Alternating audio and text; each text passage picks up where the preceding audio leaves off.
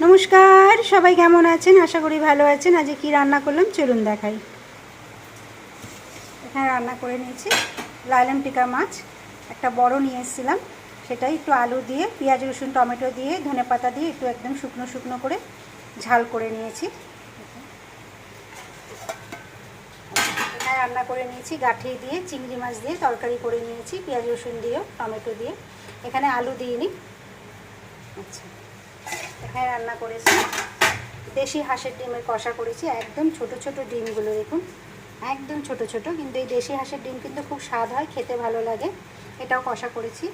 আচ্ছা, এখানে আছে পাকা পটল ভাজা, আর এখানে আছে তেল আর শুকনো লঙ্কা ভাজা। এত তেল কিন্তু আমরা খাবো না, যে যতটা নিয়ে খাবে তারপরে রেখে দেবো। পেঁয়াজ কেটে নেব, ভালো লাগে গরম ভাতে পাকা পটল ভাজা শুকনো লঙ্কা ভাজা তেল দিয়ে খেতে, গরম ভাত খুব ভালো লাগে।